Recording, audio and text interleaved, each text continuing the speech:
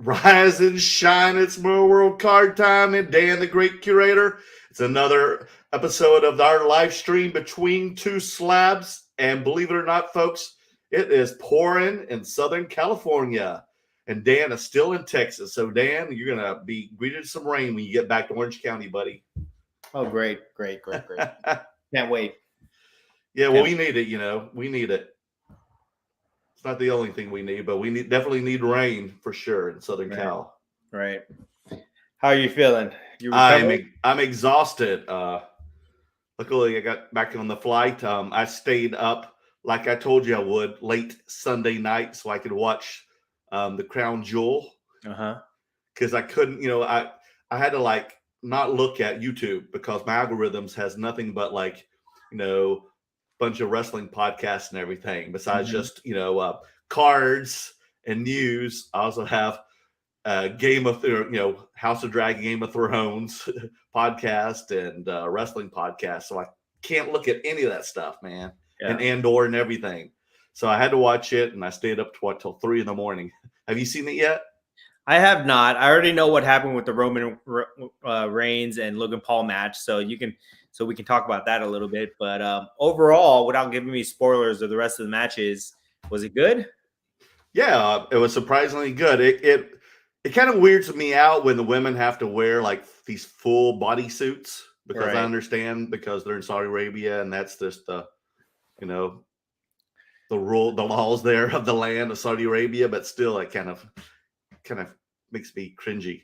But it was kind of weird because, believe it or not, the women still look kind of sexy in their bodysuits, especially unless, Bianca Belair and Alexa Bliss, they all look pretty darn sexy in them. And even Scarlett.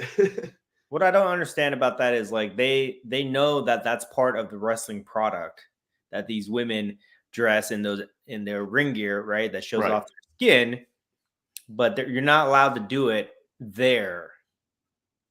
So that's kind of, I don't understand that. Maybe because their religion only applies to that country or something like that. I don't want to get into the whole. Well, it's just that religion runs the government, right? But they know the way it is. It's their home, so we're the guest in their home, so we have to treat that with respect. We may not like that, but that's something we have to do. It's not about liking it or not. I'm just saying, they know that that's the product. They know that women wrestle and they wear that kind of stuff. So what's the rationale by saying that if you do it in this country, you have to you have to cover up? You know what I mean?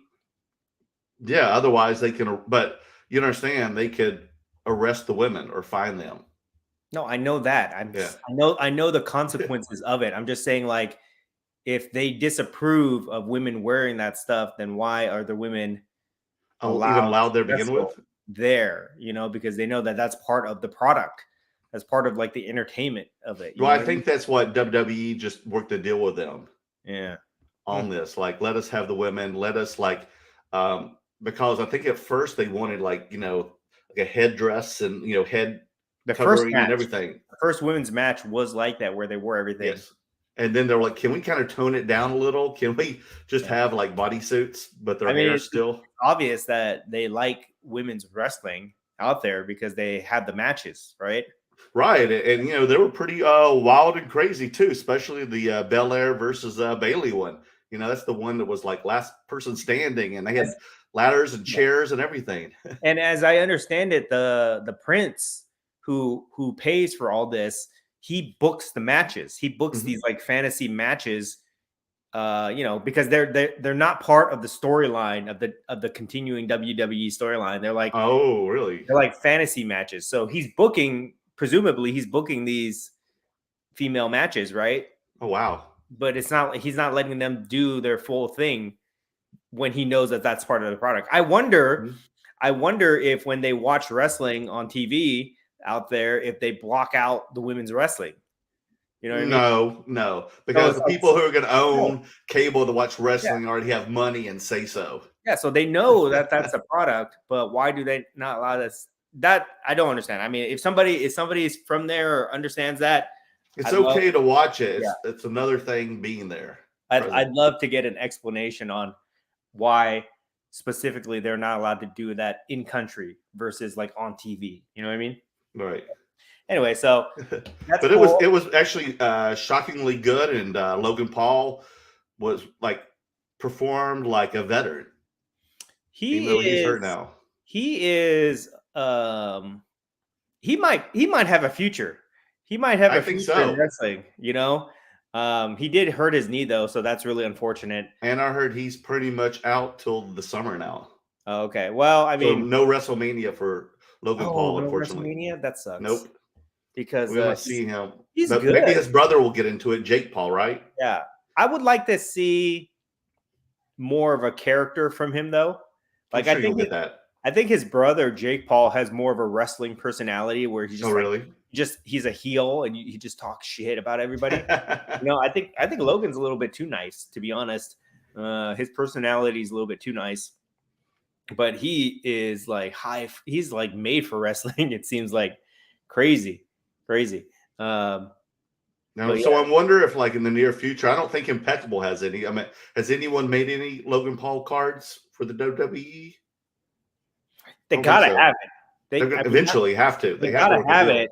And you know, when they come out with that, he's a self promoter, so he's gonna go all crazy with his stuff, right? And I can totally see him. He's a businessman too, so I can totally see him capitalizing on that on wrestling cards the way that he's done it with Pokemon. You know what I mean? Right. So that'd be very interesting to me. And they've got like enough material where they can make some really great shots with him. Like that one shot that's floating around the internet where he's jumping off the rope with the Superman punch, and Roman Reigns has a He's Superman looking down, punch. right? Yeah. So Looking up, not looking up. Yeah. that would make a perfect card right there. So Yeah, it was definitely very good matches. Probably the best matches I've ever seen for a crown jewel event. Most definitely. So if y'all folks haven't seen it, watch it. You know what I'm excited about? What we just kind of floated the idea with at Dallas is you and me doing WrestleCon and bringing wrestling cards to WrestleMania in LA next year. I know I had so many people at my table this past week coming up to me who were like total wrestling fanatics, like huge fanatics. Like these guys spent like $8,000 for their tickets at last WrestleMania in Dallas, and they were telling me all about WrestleCon and told me that, you know, for you and I to check into it, since WrestleMania 2023 will be at SoFi in Los Angeles this year. And then I heard rumor is that the WrestleCon will be nearby in Gardena, California. I'm doing it. Got to check it out. If we can get a table, we're doing it. Yes, and I would love to. It will be perfect timing because I am building my wrestling inventory, and I've got good amount of grails so far. So I think that if we debut that at WrestleCon and expose wrestling cards to all these wrestling fanatics and collectors, that I think we can make a splash. Agree. Well, that's what these guys said too. And they weren't the only ones either this week who were big into wrestling, telling me that I should do that, because they said there's not much competition with the wrestling card market at these WrestleCons. Now, you know what will be interesting? So we can't just like go in there with like $5,000, $10,000 wrestling cards, right? They're not gonna. A wrestling collector that is used to buying action figures and t-shirts and stuff like that, they're not going to be able to see the value on those type of cards. So we'll have to be very strategic about it.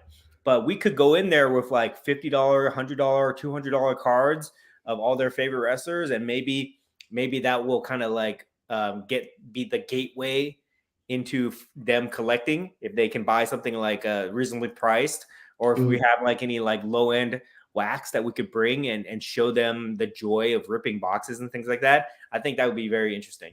Well, it'd be great because, you know, we are local, so it's not like we have to put on a plane like we do for other card shows like Dallas. We can just drive all that stuff there. So it'd be great to have memorabilia, cards, boxes, you know, cards that are graded, raw, just, you know, a lot of different, you know, diverse product. Raw cards. We'll have to bring a lot of raw cards for them to kind of thumb through and see, you know, kind of get a card for like $5 or something like that, kind of start them off. And maybe some people will have experience with collecting cards, but maybe they won't know what graded cards are.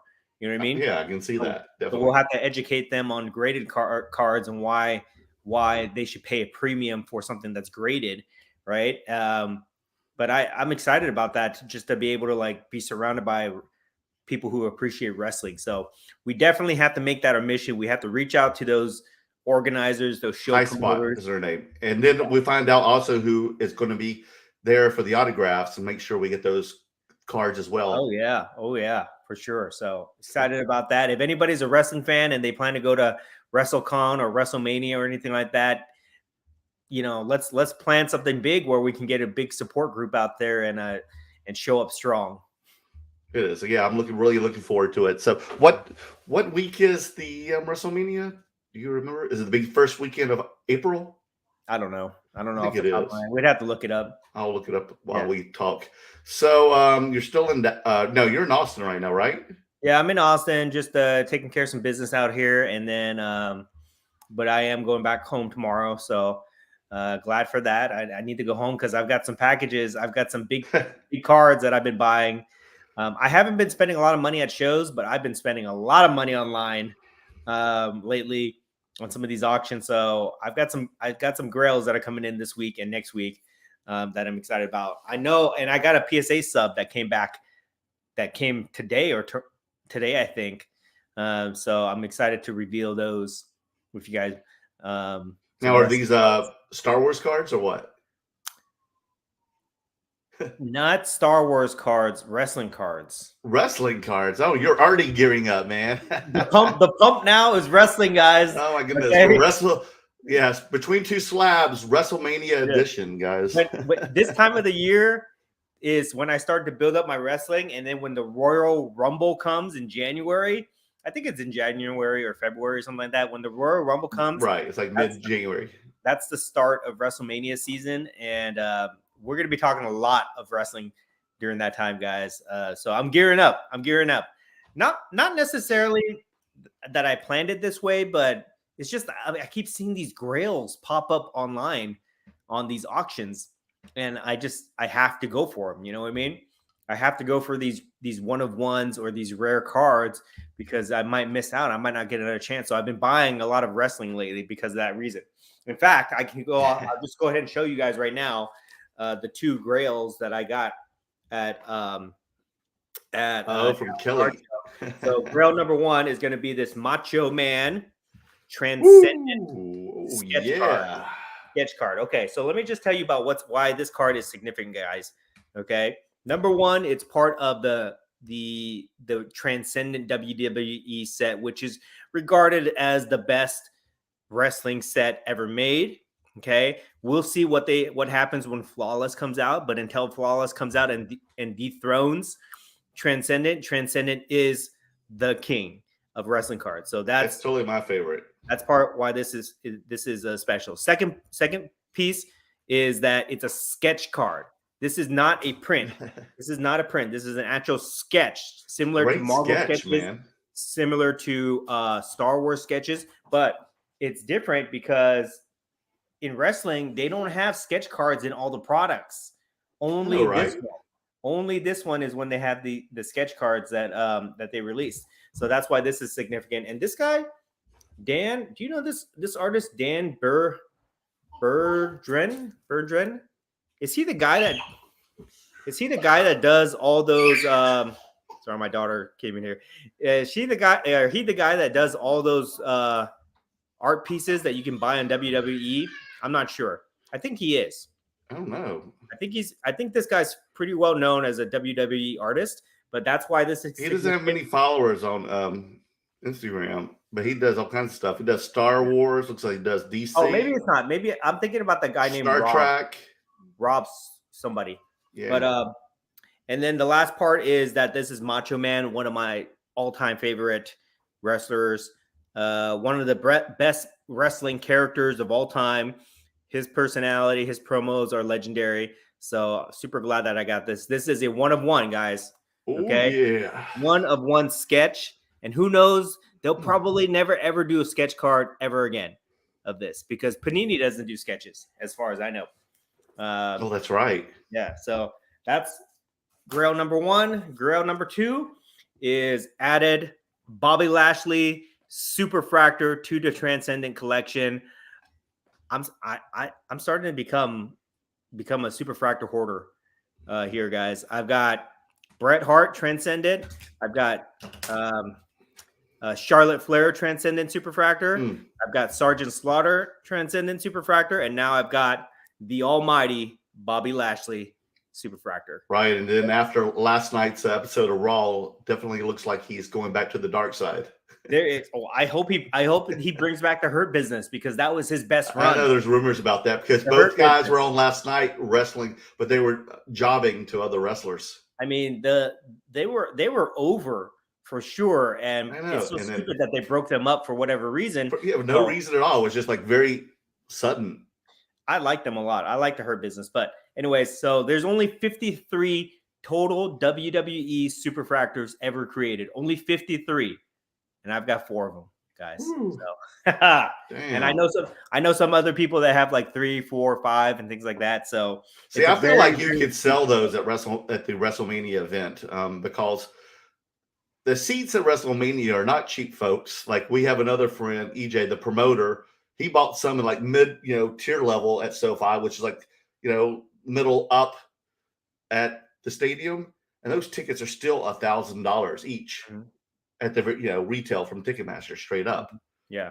So I mean, if people have this much money to blow on a ticket, then they're gonna have money to buy your Superfractor. See, here's the thing, okay, and then I will get into the other things that I got. Another thing I got, I'm not gonna show on camera, is a Bret Hart Transcendent auto out of 25. But here's the thing: this is what I've been talking about for months now. Is that the type of cards that you want to buy, that you want to, if you want to say that you want to invest in, is if you can find a strong intellectual property, a strong IP with a dedicated fan base, that is where you're going to find the best opportunities for cards to increase in value, right? Okay. Like within sports, you're buying sports cards, and you're buying cards that only sports collector or team people or player collectors, there's a group of people that will go after whatever card that you have in sports, right?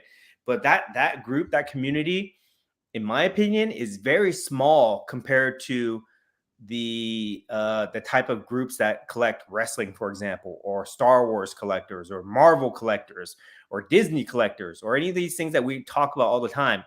The only thing that's missing, the only piece that's missing, is turning that dedicated hardcore fan base into card collectors, right? Exposing them to our hobby, so that they see cards as legit collectibles that they would want to spend their money on. Because like you said, these wrestling guys, they spend thousands of dollars on all sorts of things, replica championship belts, tickets, t-shirts, posters, action figures, all sorts of collectibles, but not necessarily cards, because they haven't been marketed correctly to that fan base. But it's only a matter of time before the people that make these things and the executives that are in charge of it, the marketing people, it's only a matter of time before they see opportunity to tap into their fan base. And when that happens, I think these things will blow up. Well, I hope you're right, because I'm looking forward to it, man. I'm excited. Yeah. If we attend this event and sell. So the other thing I want to show you off is I got comic books. I was actually able to trade at this show, trade cards for comic books. Oh, that happened at the show? Yeah. Oh, I did not know that. Super okay. Surprising. I didn't expect that. Some dude just came up to me. His name's Chris. He came up to me and he said, "Hey, I got these comic books. You want to do some trades?" And he picked out cards that I was more than willing to move, things I wanted to get out of my inventory. Okay. And he gave me these really cool comic books. This is New Mutants #1. This is Deadpool's first appearance. Boy, I remember when that one came out, came out at the newsstand. First appearance. This is 1991. Yep, and I remember very well. This is a more recent one. This is 2011. This is Ultimate Fallout #4. This is Miles Morales, Spider-Man first appearance. Oh, it is? Yeah, Miles Morales' first appearance. So picked up these 2 key comic books, and I will be bringing these to shows. If I don't, I'm going to be bringing more comic books to shows, because I kind of like the attention that these got. I put them in my case, and I got really, really good attention on them. Didn't get any buyers right away, but I think that they're worth kind of exploring a little bit, bringing to shows. Nice. Yeah, but the problem is they take up a lot of room in the case. So yes, they do. I probably can't display more than like 2 to 4 comic books at a show unless I become like a full on comic book dealer or anything like that. But that was pretty cool. So let's talk about Dallas show real quick here. Right. Hey, now how you feel? Do you feel like it was had improved from the last one, or you were indifferent, or what? In terms of foot traffic, I think that it did improve from the last one. I did notice there were a lot more people on Friday night and Saturday.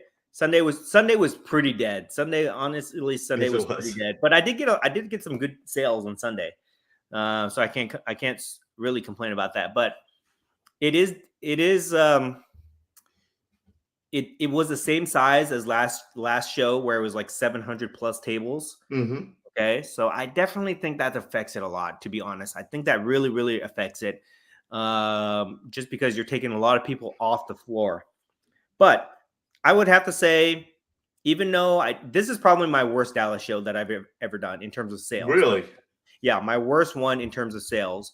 But the vibe there was just so positive, so much good energy there that I had a great time. Like, the people that hung out with us on Saturday night at trade night when we live streamed for 3 hours. We've never done that before, but you guys could probably kind of get a feel for how much fun we were having there at the show. And that happened like on Thursday night, Friday, Saturday, all the way up until Sunday. It was just a great vibe. So personally, I had a great time there. Not great in terms of sales. I made a little bit of money. I probably broke even or close to it. Mm-hmm. But the camaraderie there was great. So I really enjoyed that part. I feel like what Dallas knows how to do is Dallas knows how to create a great environment for people to interact with each other. They know it's like a family reunion. It's like a high school, college reunion type deal where everybody knows each other. Everybody says hello to each other. People are friendly. So they've got that part down. And I feel like if what Burbank did, at the Burbank show is they figured out how to get people to do a lot of transactions at their show. So if somehow those two great shows, those two great card shops can combine their powers, not do a joint show, but basically share information so that they can create a great environment with a lot of transactions, then I think that you've got the perfect card show right there. But that's my overall impressions. I'm glad that that's my last show of the year. It was the 6th time that we've done that show this year. Our 20th card show of the entire year. Oh my gosh.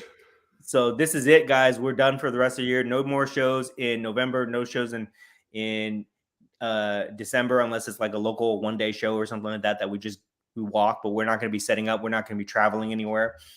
So I'm glad that that's over, and I'm looking forward to kind of focusing on some other things for the rest of the year. How about you? Oh, most definitely. I'm just glad to take a break. Now, did you also include the local shows we've done in Southern California area? The ones that we set up at, yeah. Okay.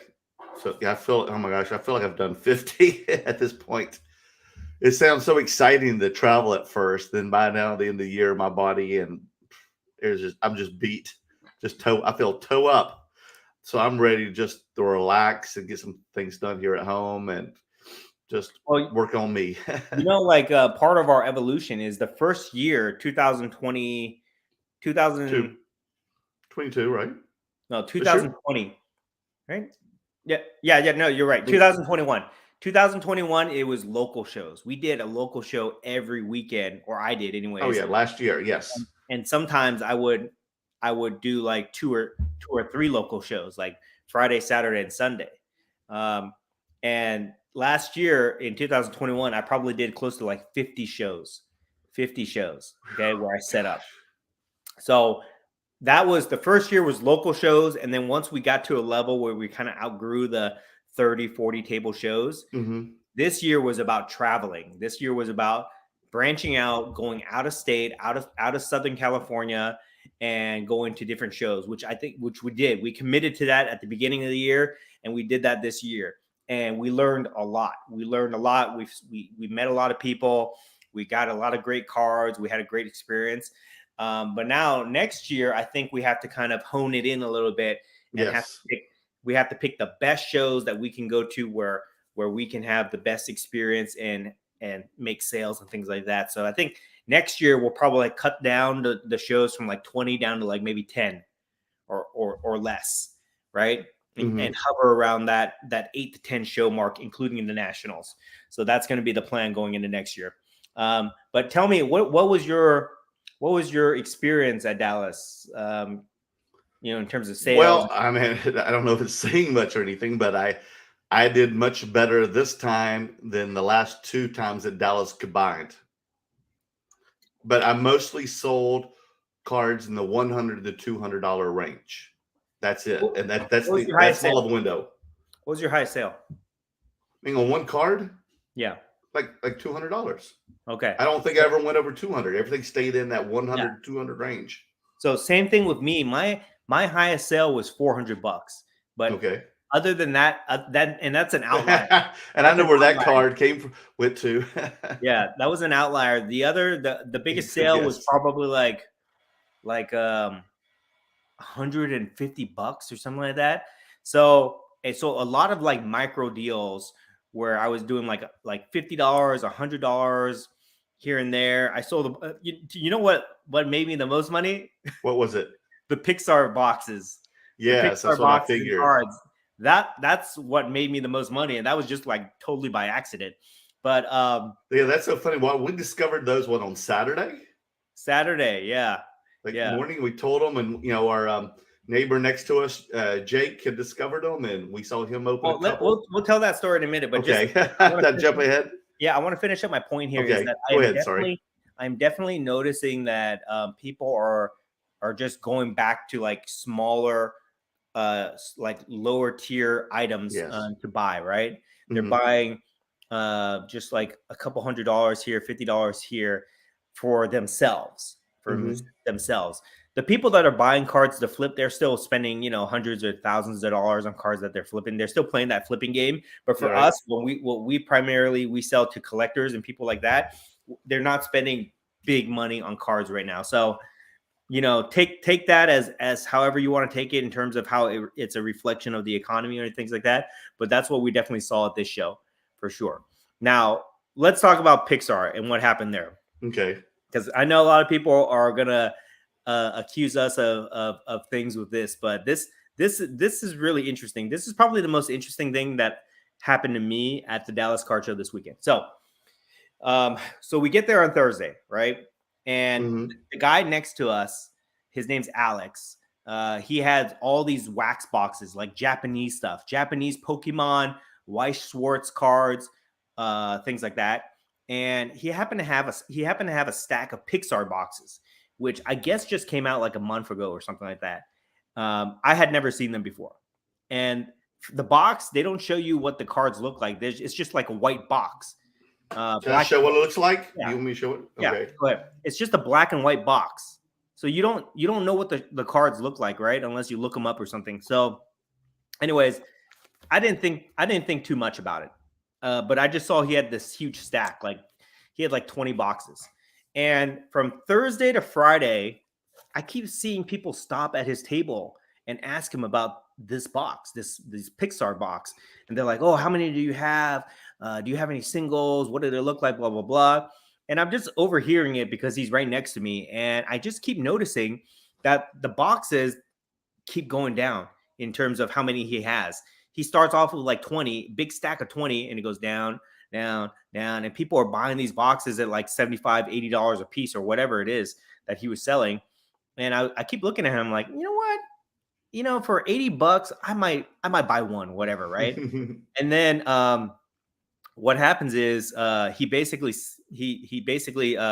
goes down to like two boxes left. And then the guy in front of us, his name's Jake, buys like 7 boxes from the guy. And I'm like, dude, what are you doing? Why are you buying so many? He's like, have you not seen these? And I said, no, I never seen them before. He's like, come here. I'm going to open one right now. Let me show you. So I just walk over to his table and I see him opening this pack of these Weiss Schwarz Pixar cards. And literally, I don't know how to describe this feeling, but literally when he opened the pack, every card that he was pulling was giving me like an adrenaline rush, like excitement every time I saw, oh, Toy Story, oh, Cars, oh, Up, oh, Bug's Life, oh, whatever, Coco. And every time I saw, I was like, oh my God, here's a character that I like. Oh, here's a movie that I like. And I was experiencing this like excitement and joy watching him pull these cards. And then, and that like lit a light bulb in my head. I was like, oh crap. These are Pixar cards. They've never made Pixar cards before, right? And I'm always talking about IP, Disney, things like that. And I was thinking to myself, oh man, if I feel this way, other people are going to feel this way too. So immediately after he opens that first pack, I go to the dude and I buy 2 boxes from him. The last 2 boxes he has. From Alex, right? Yes. And then I put them on my table, and then people start asking me about those boxes. Yep, and they want to buy them from me, but I don't want to sell them because I want to open them. Yeah, I want to enjoy it myself. And then I find out that Alex has 2 tables at the show, one in the main room and one in the side room. Oh, really? Yeah. So the other table was his table as well. Yeah. I did not know that. So I walked to the side room and I said, and I kind of looked there, and the dude he had like 7 boxes left of it there, and I just bought them all out. I bought them all out from him, and I started carrying them back. And they're not that expensive. They're $80 a piece. Right. Okay. So I buy all 7 with the intention that I was going to rip all 7. Right. And I start walking, and I got this stack of Pixar boxes, and I start walking back to the table, and literally people just like are trying to stop me. Hey, where'd you get that? Hey, where'd you get that? How much is that? Right. And I tell them, sorry, I bought them all out. And they're like, oh, can I buy one off of you? I'm like, no, even you stop me. Yeah, I know, Jake, because I saw Jake with a couple boxes. He's like, dude, there's 7 more there, but he said someone else is coming after him. He's like, you better go there now. I'll watch your table. Yeah. I was like, where's Dan? I'm like, I don't know where Dan went. Dan worked the floor. So I'm like, watch Dan and I's table, and I'll be right back. He's like, yeah, run. So I run over there with my, cash in hand. And all of a sudden I see Dan just holding a stack of them. I was like, dude, did you buy them all? And you were like, yep. I'm like, well, you can at least give me one. You're like, okay. I did. I gave you one. So if you guys don't know, if I ever do something like that, I always give Merlin 1 box at cost. I always do it that way. Yeah. So I gave you one, but then I put that box on my table, and you saw it. People kept asking me about it all day long. While you were opening some of them. And then I opened oh my gosh, look at them. I opened 1 box myself there, and I just put the cards out as I was organizing it because we didn't have much going on at the show in terms of foot traffic and everything. I start doing that, and I get this crowd around me asking me about these cards, asking me, hey, what is that? Can we buy some? And then I started selling singles. I started selling packs of it. And when that happened, I knew I had something. I had something there. So then you sure did. So then after the show, when we go to trade night, what did I tell you? I said, I'm going to put these Pixar boxes out, and we're going to see what happens. Right. And as soon as I put them out, a crowd gathered around us, and I reluctantly sold boxes to these people. I even sold it at a really high price to these people, but they were still buying it. Right. Because they just wanted that feeling of nostalgia and excitement. And it was really cool to be part of that, to see people get excited when they were pulling cards. We didn't know what these cards were worth. We didn't know what we were pulling. We didn't know like the difference between a rare, double rare, super rare, whatever. Right. And Climax Rare. There's one called Climax Rare. Climax Common. Like if you guys watch the live, you can see us. Like we pull these cards. Oh my God, it's a Wally card, or it's a Pixar lamp. Like we didn't know what we were pulling. We didn't know the values of these things, but we were having such a great time because the subject matter of the cards, the characters were so meaningful to us. So that was a super, super cool experience. I don't expect these cards to be like super valuable or anything like that, but they are great rip if you want something fun. I actually bought an entire case online that's going to be shipping to me pretty soon. So I will be ripping the entire case myself because I sold a lot of the good cards that I already pulled. So I just want the experience of ripping it again, and kind of building a little collection for myself. But yeah, so that's what happened with the Pixar stuff. Oh, and another really cool thing is that girl Victoria, remember her? From the trade night. Yeah, so she was buying those boxes, and her boyfriend, which is the card collector dude, who is like a vendor there, was buying the boxes for her because he saw how much enjoyment she was getting. So I think that could be a thing, guys. If you want to get your kids or your spouse, significant other, or whatever into collecting, this is a great way to do it, because this IP will speak to a lot of different people in a special way. So what are your thoughts on that? Oh no, I mean, I saw the excitement in there for everybody, and that's definitely why I wanted to buy a box as well, because it looked like it was a fun, open, because there's all kinds of different, parallels and rare cards and stuff. But they're so fine.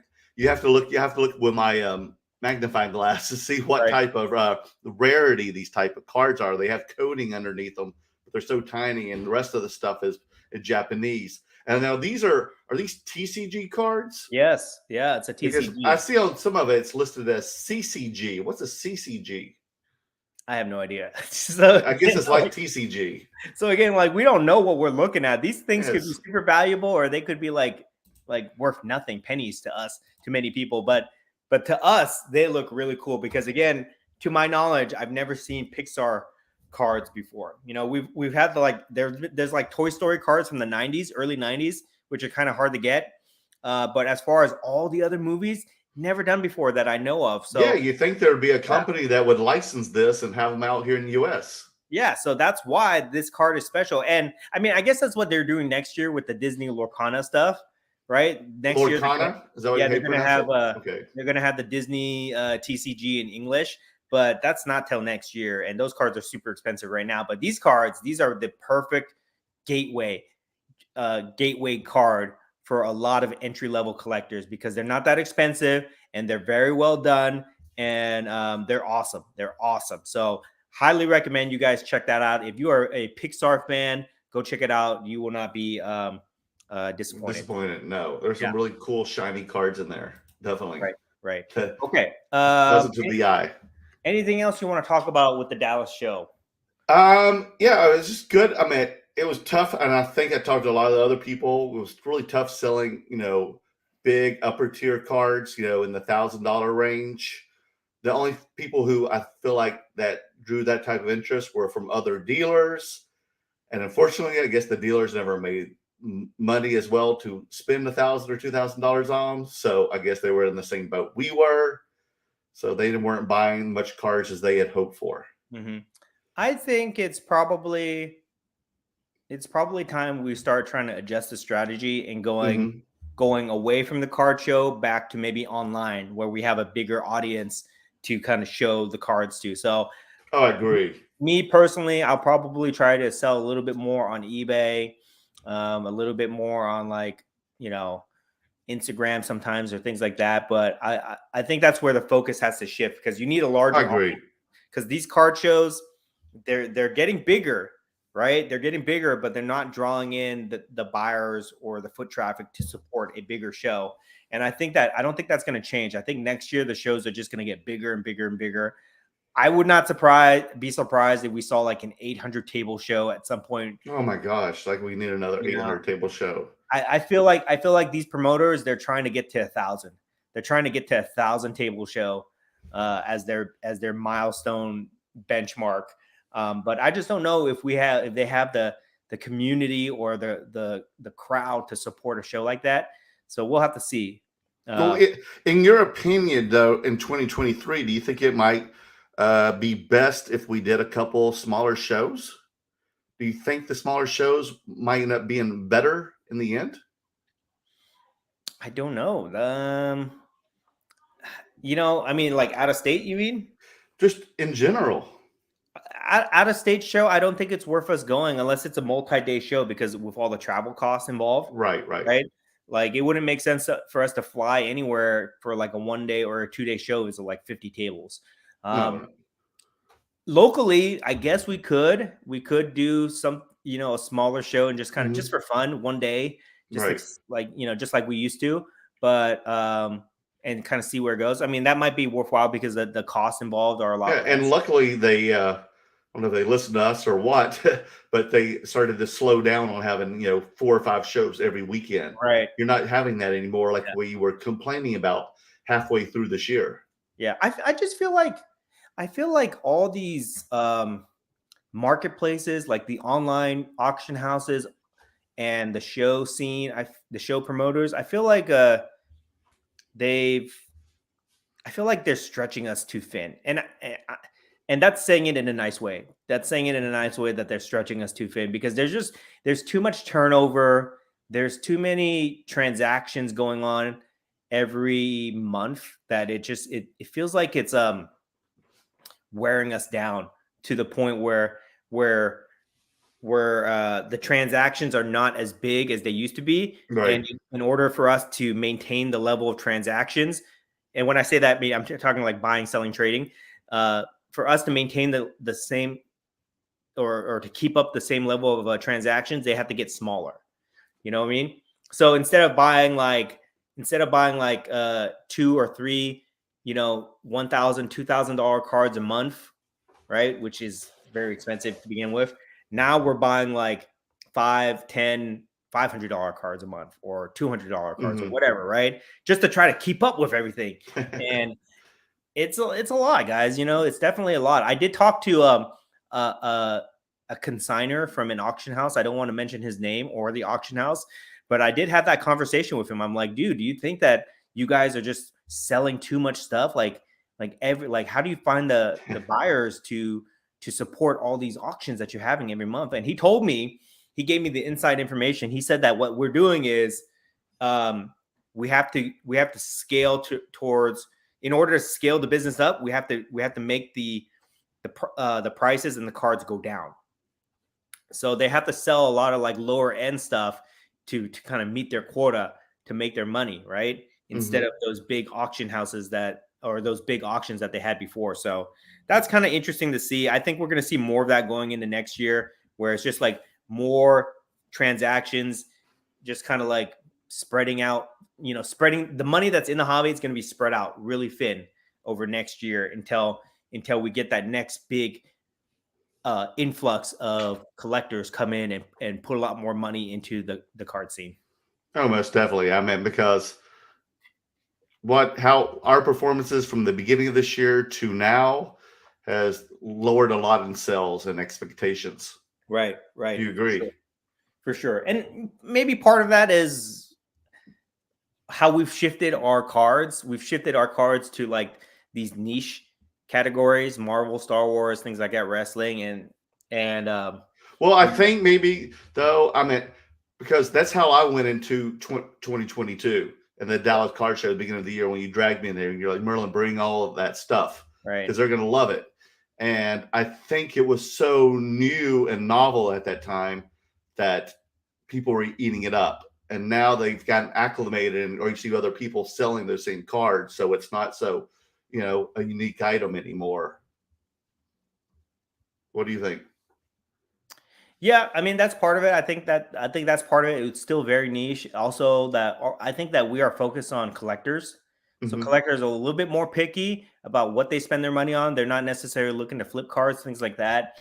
Right. And not all collectors have a lot of money to spend on certain cards. So that's kind of how we've dealt with people the last couple shows. But I just think that I really like this category that we're in, and I think that we're helping build it, to be honest.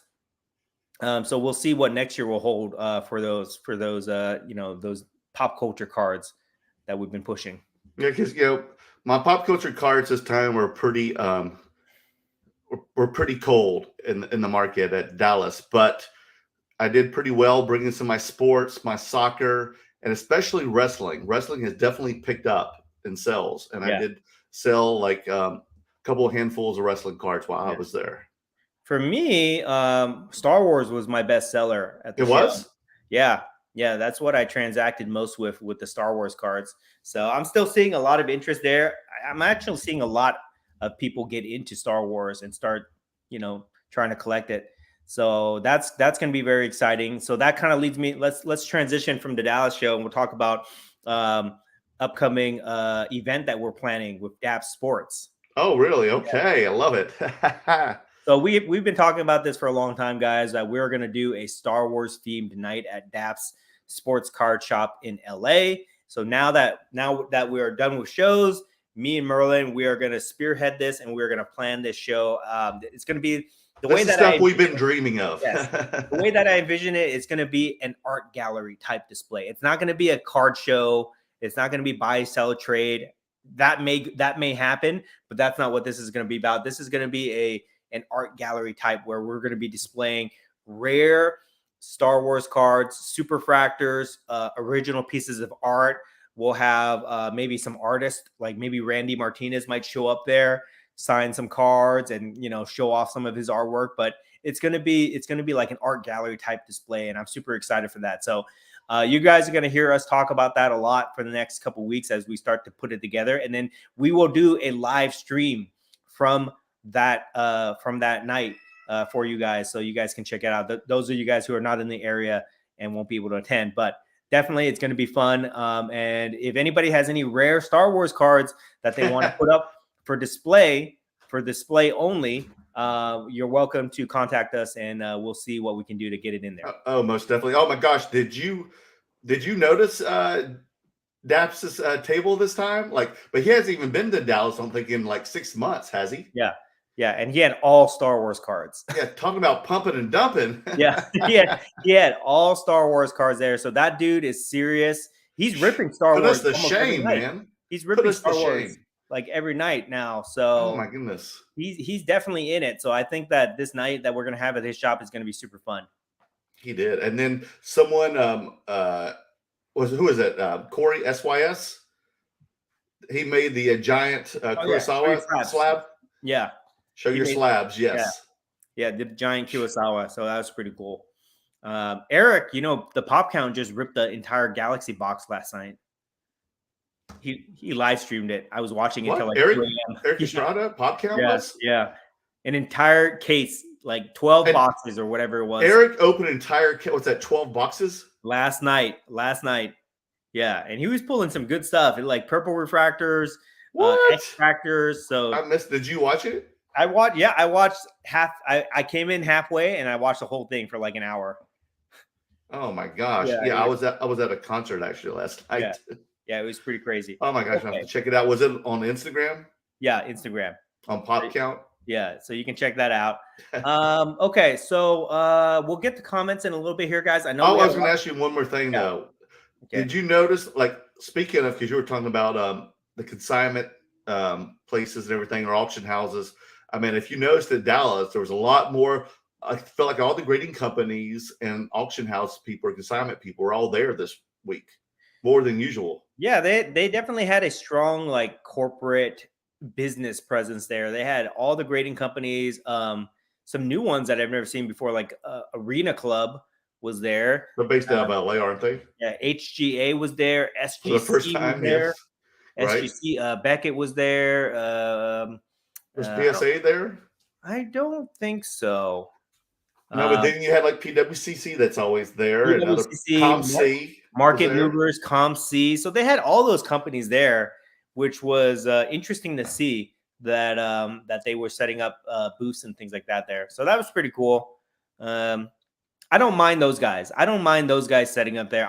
What I don't want to see is I don't want to see locals setting up their tables. I want to see the locals walking the floor. Yeah, right. And transacting with the rest of the vendors. So that's what I like to see. But the corporate people, that's fine.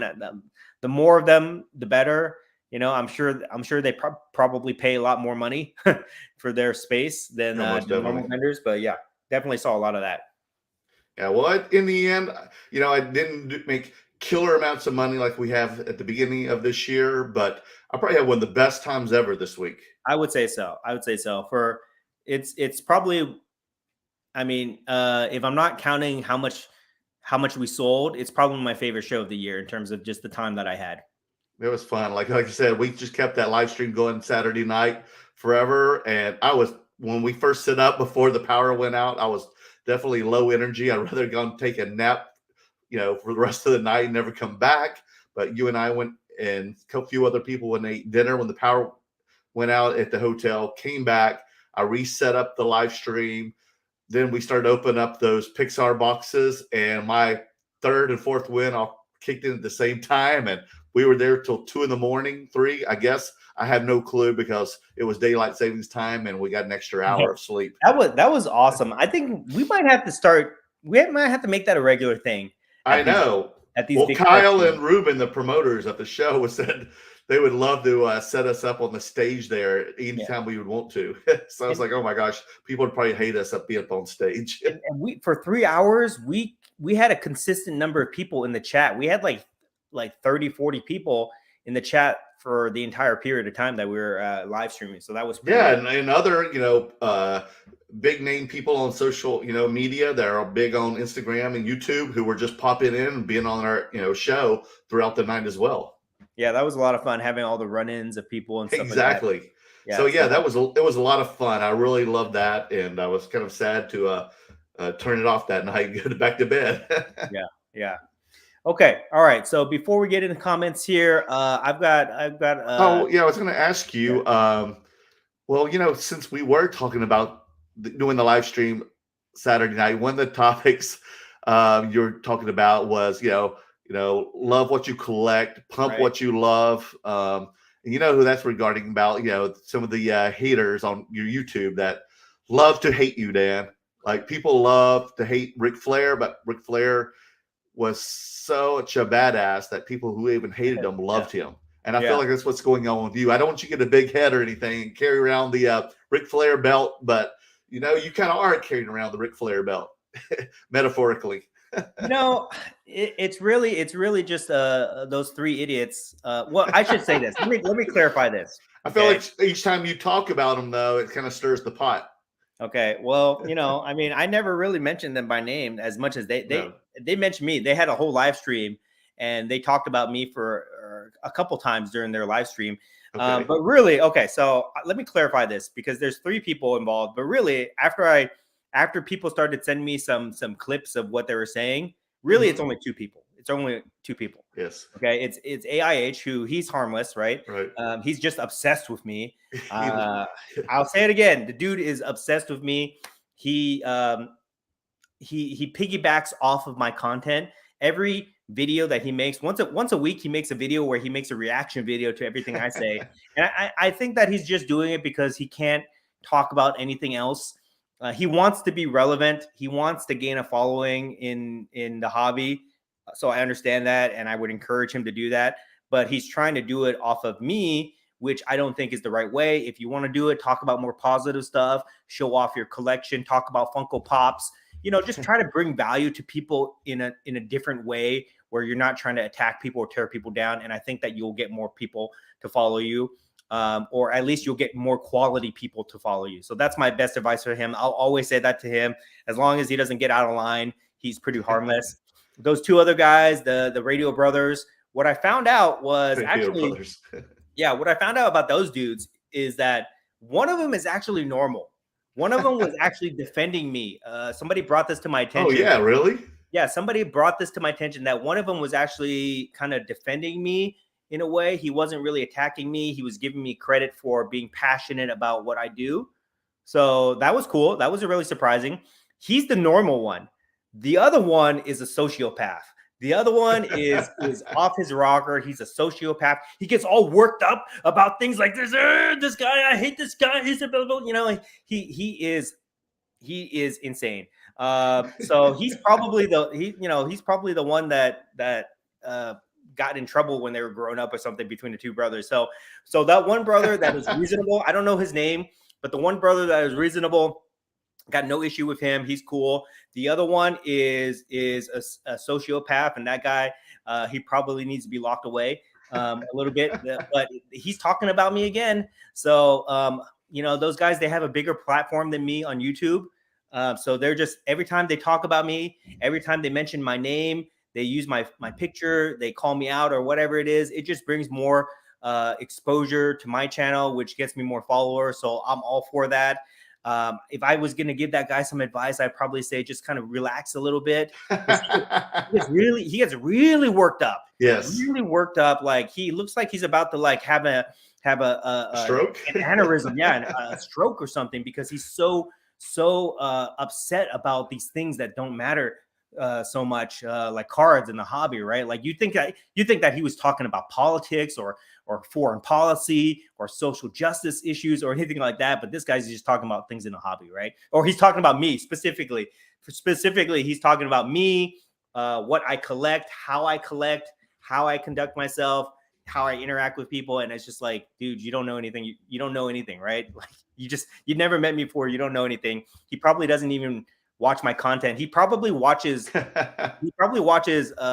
AIH's content about me, and he forms his opinion about that, which then he goes off on, and it makes him look like an idiot. So yeah, someone said they're actually twins. The brothers are. Okay, well, they're like yin and yang. The ugly one. That's the one I'm talking about. Okay. Who's the sweaty one? Yeah. There's one that's always sweaty. One of them is normal. One of them is cool. I got no beef with him. It's the other one. I think the one that wears the glasses. That's just like a sociopath. I think Purple Haze left a comment about what you just brought up about AIH. They didn't know who you were till IH. Brought you up. Yeah, so now those guys are obsessed with me too. Now they talk about me every week, but that's okay. You know, it brings me exposure. So here's the thing that I do with them. They give me their platform. When they talk about me, they use my picture. They put my name in their titles and stuff like that. They give me their platform, and I will gladly take advantage of that and use that to spread my message. But for me, I don't give them my platform. I never use their picture. I don't put their names in my title. Outside of the live, I don't even mention who they are because I don't want to give them my platform. Right. So that's just kind of how I interact with those dudes. I'm sure at some point they'll probably find somebody else to try to pick on. But for me, I just have fun with it. Everything they say about me, I just lean into it. If you want to say that I'm overly passionate about collecting, okay. If you want to say that I collect nerdy things, Marvel, Star Wars, Disney, okay. If you want to say that I pump these cards that I love, okay, no problem. If you want to say that, I go to too many card shows across the country because, for whatever reason, and I take my family with me, okay, no problem. I do all that stuff. So, I'm just going to lean into it. And then every once in a while, I'm going to make a funny meme on Instagram, and I'm going to roast these guys. I'm going to roast those guys like I roast rotisserie chicken is like what I like to say. So I just have fun with it. It's all good fun. Yeah, it's all in good fun. We don't take anything personally. They are content creators. I am a content creator within the hobby. We're just trying to, they're trying to rile people up to get views. I try to make people laugh to get my views. That's how that's almost like fear mongering, but for the sports card. Yeah, that's the difference. At the end of the day, we have the same goals where we just try to make content. We try to get views from that content. They just do it their way. I do it my way. Right. And I think I have a lot more fun with it than they do. Okay. Well, I think that kind of shows, Dan. I think that's pretty obvious. Yes.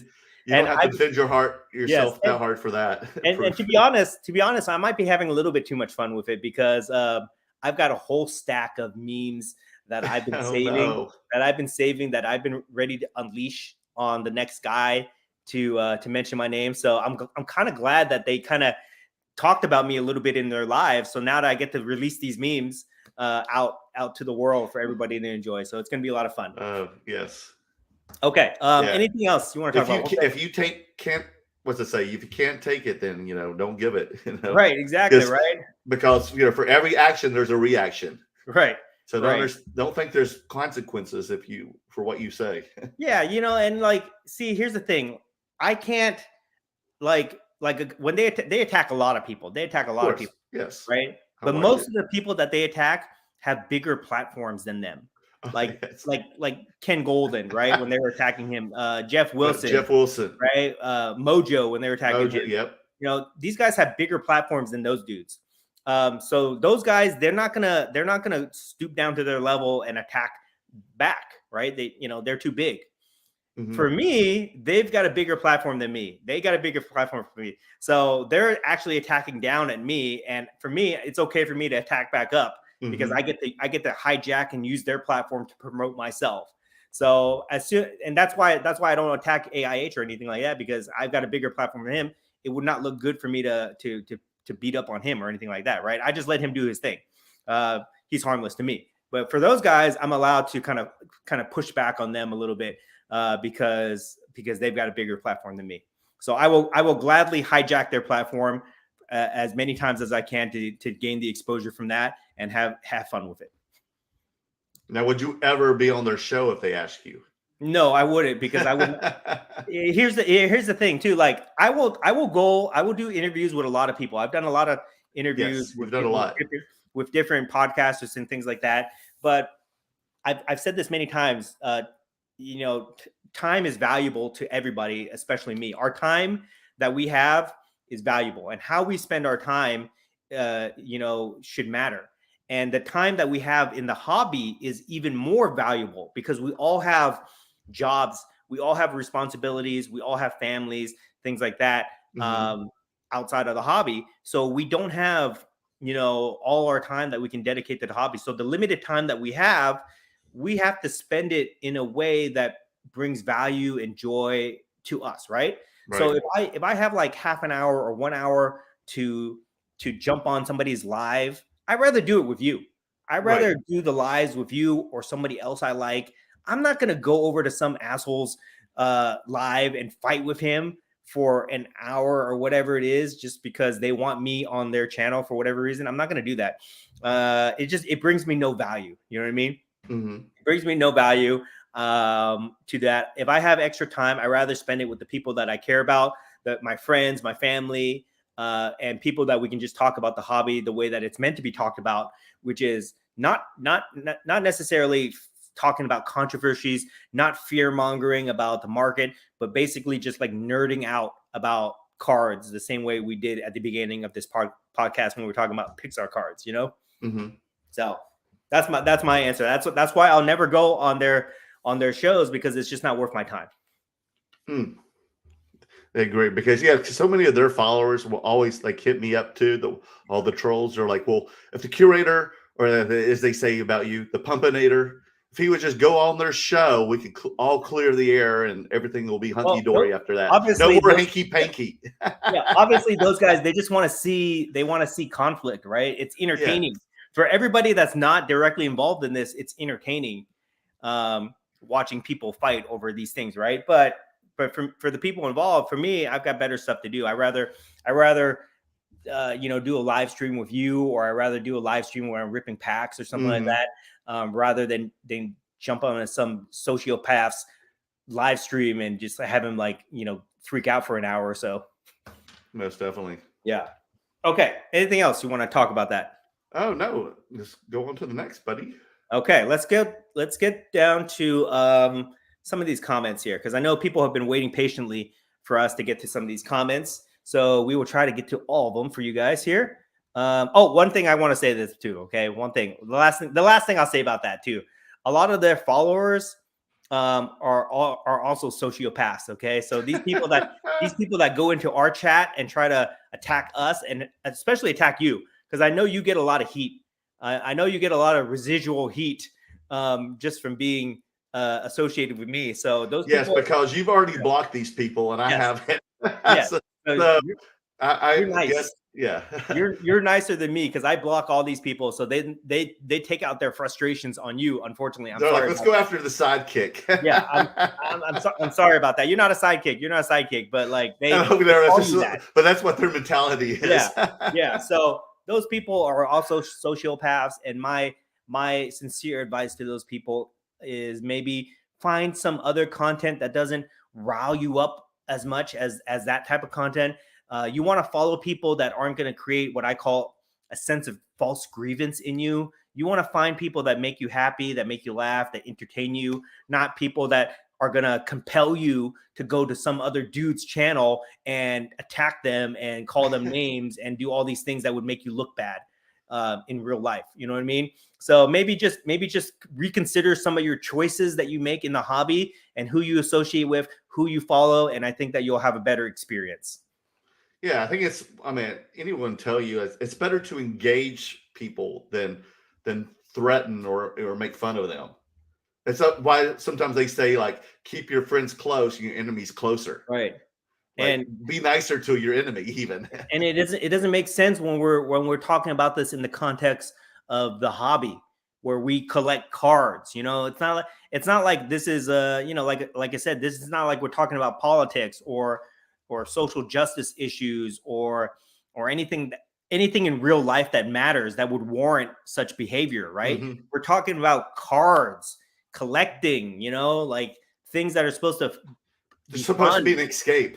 be an escape from the problems of the real world and bring joy to us. And these unfortunately, I'm going to call them minions, right? These minions of these dudes have fallen into this trap.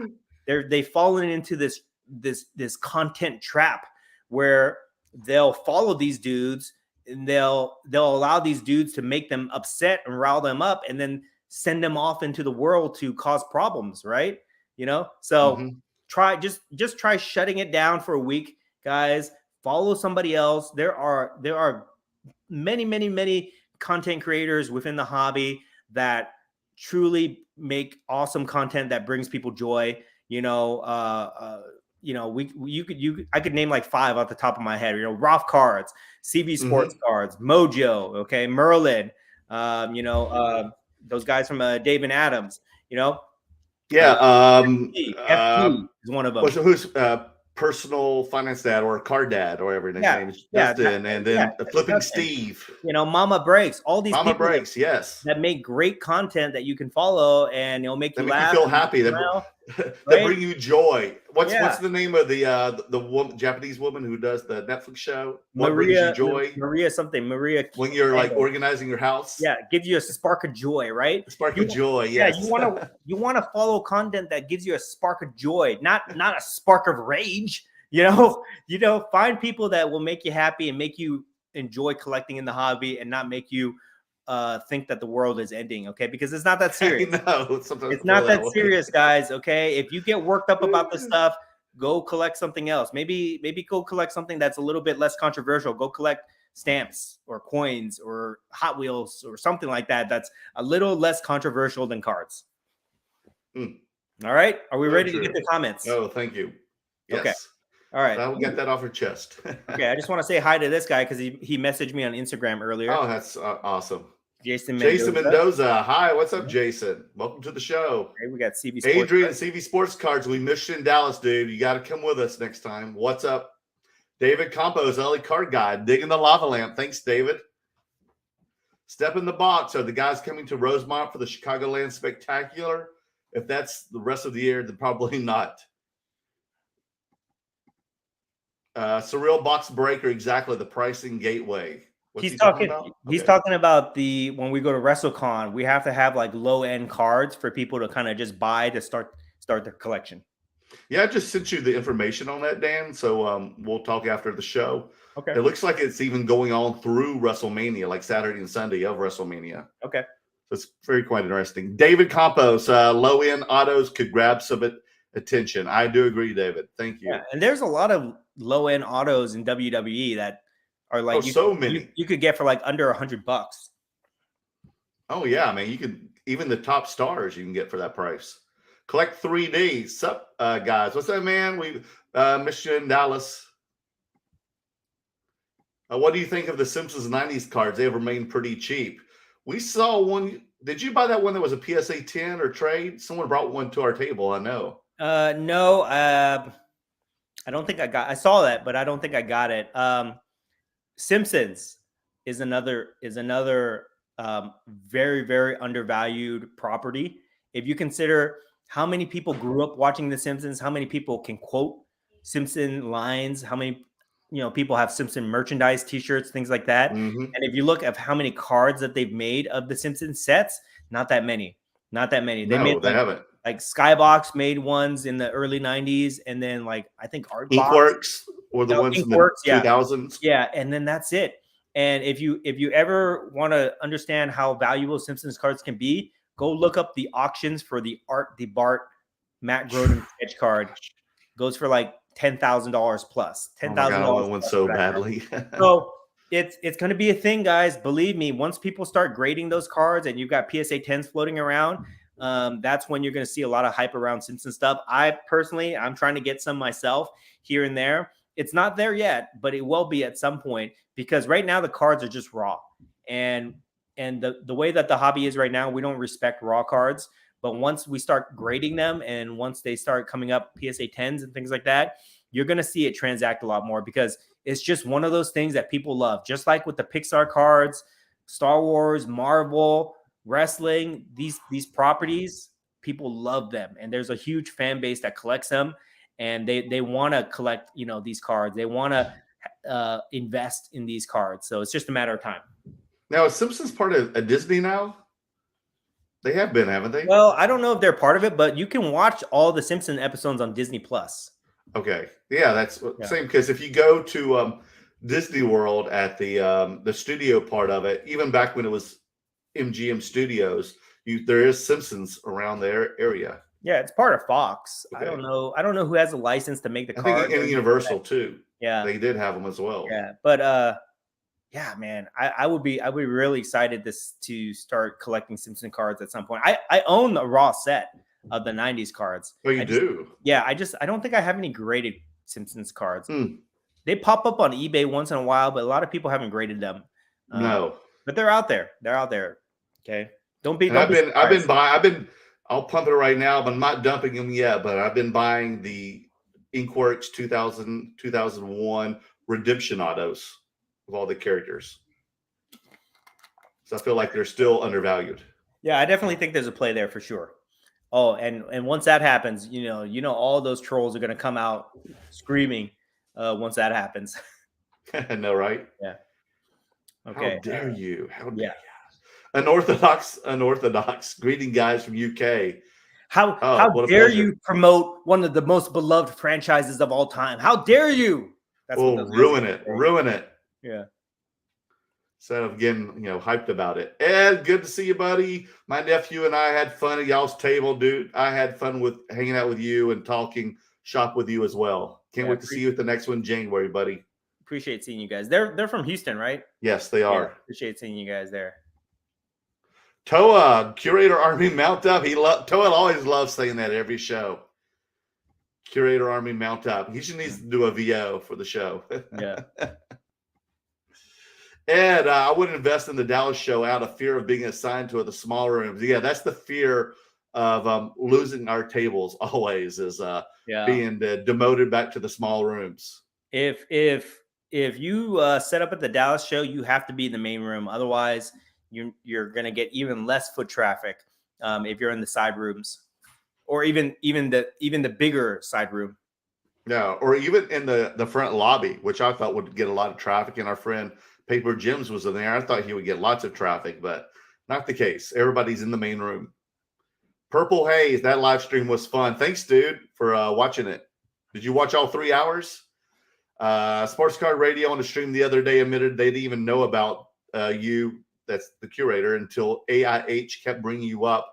Also said you were harmless. Yet Dan's harmless until you piss him off. Yeah, so see that just shows you that proves my point, is that these dudes didn't even know who I was, and then the other guy that they follow, that they support, creates a false sense of grievance in them that causes them to attack me when they don't even know who I am. They don't even watch my content.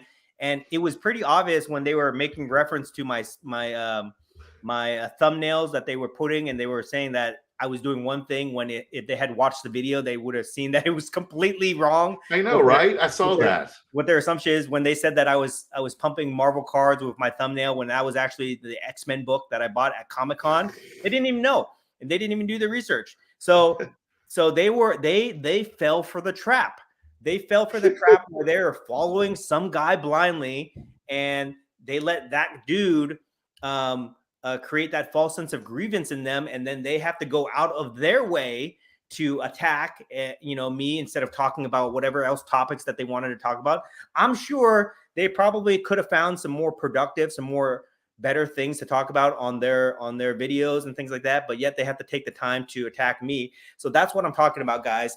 Be careful about how you spend your time and what type of content you consume within the context of the hobby. Because if you're following these guys that just want to piss you off, for whatever reason, it's probably not a good use of your time.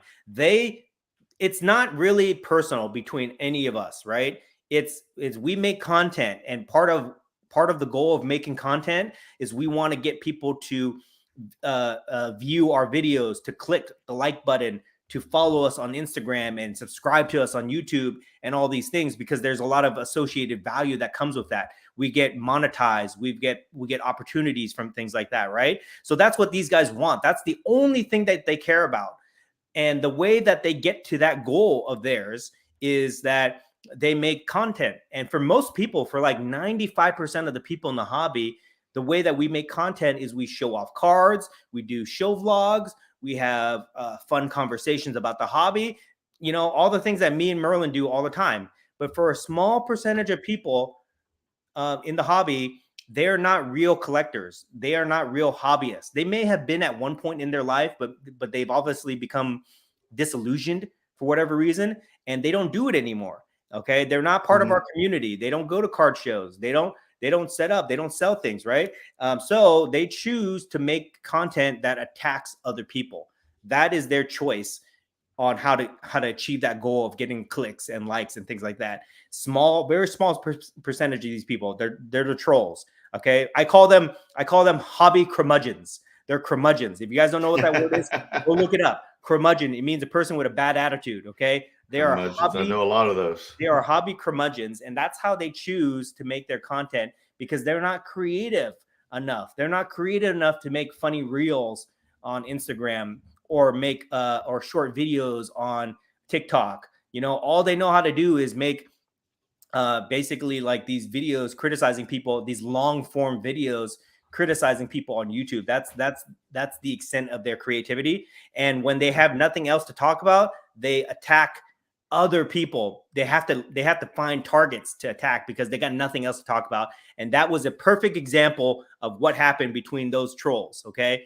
AIH Sports Car Radio. Okay. But I will give credit. One of the brothers, now that he's actually admitted that he doesn't know anything about me and that he doesn't see me as like what they're saying, he's not part of the conversation anymore. It's only the sociopath one, the guy with the glasses. So you're 50-50 on him right now. Yes. I'll give the good brother a pass. Somebody said his name. What's his name? Ryan or something like that? Ryan, I think. Yes. Yeah. Okay. So that brother, is he the golfer or is I don't know, but that brother gets a pass. The other one's a total sociopath. He does not get a pass, and he should. If he ever hears this, if this gets back to him somehow, I would tell him, don't follow the other guy. The other guy got you in trouble, okay? The other guy created a false sense of grievance in you, which brought you into this mess. So now you should really consider who you guys associate with, okay? Hilarious. Let's see here. Papa Jim, hello, Dan and Merlin. So much trade fun night in Dallas. I appreciate you guys allowing me to hang out during your live trade night.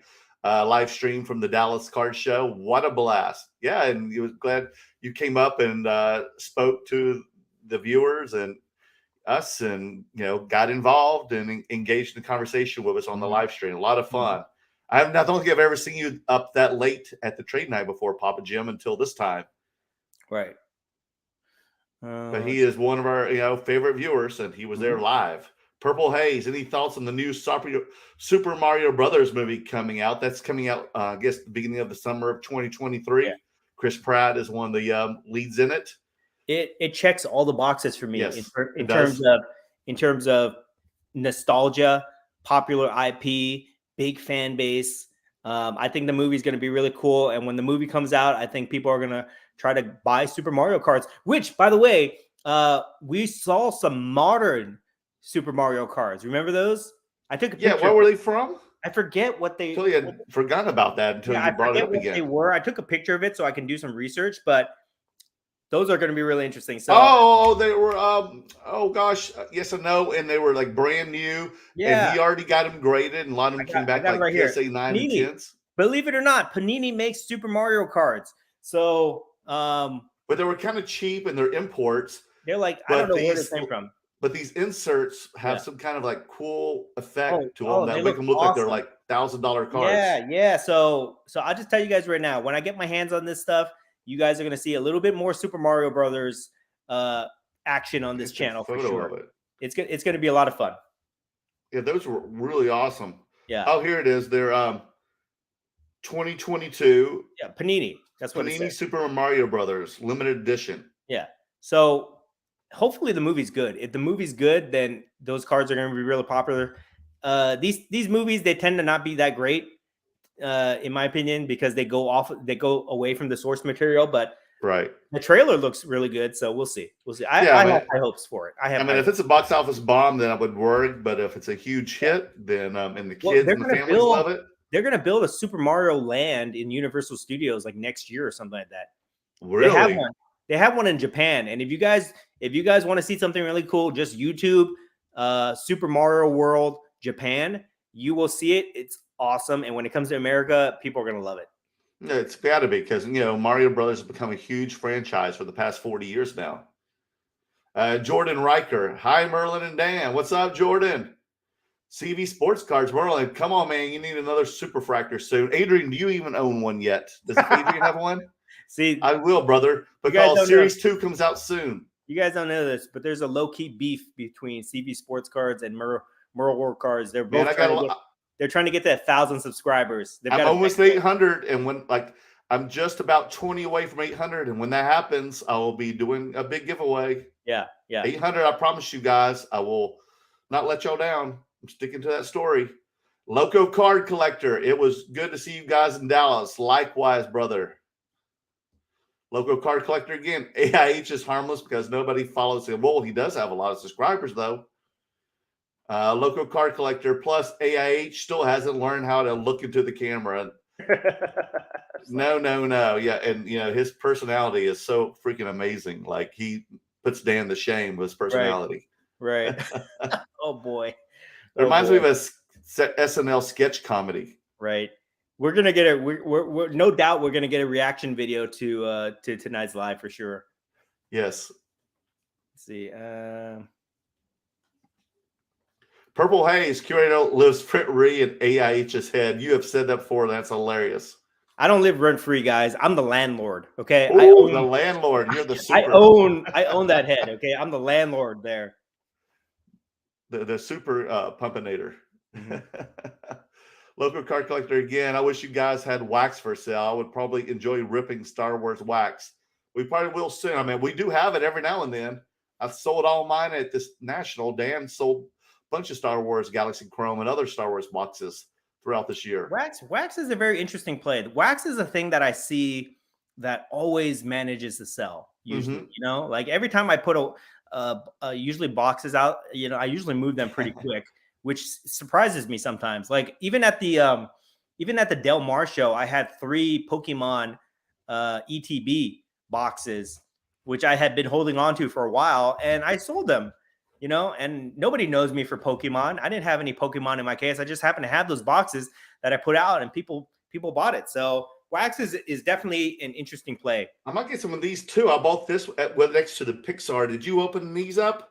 This is also the the White Schwartz Star Wars. So I haven't opened this up yet too. I'm probably should I hold on to this, or should I open this for a live stream this week for more World Cards? Oh, you got to open it. I got to. Fans should open this later this week.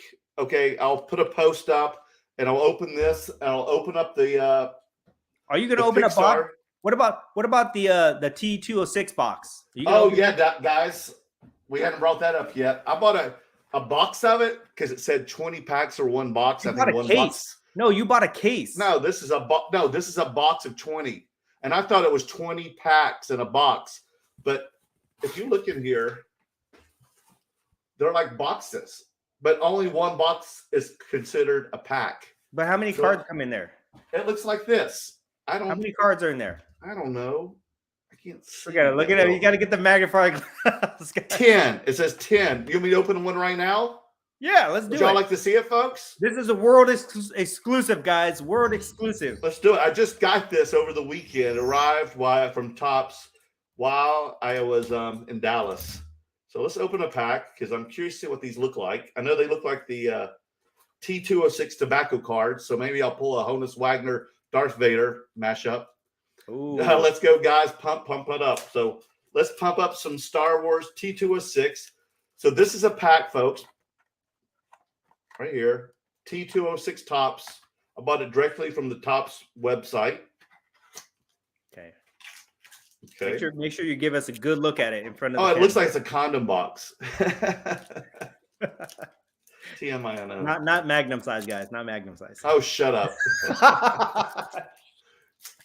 Okay, here we go. Smart Alec. Oh my gosh, they're so tiny I can't even see them. That's what she said. Yeah, okay, whoa. Just set myself up for that, didn't I, Dan? I'm on fire tonight, guys. Okay, these are quite interesting.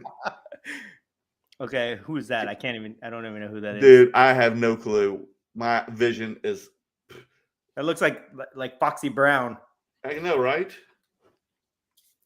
Pamich Narrow Good. David Campos, if you're in the chat room, please help our brother out. Let me explain. So if you look at the back too, it looks like the T206 backs. I like that. See that? I like that nostalgic design. Okay, this is a weird, interesting character. Yeah, even the look, the artwork looks vintage. Who's that? Exactly.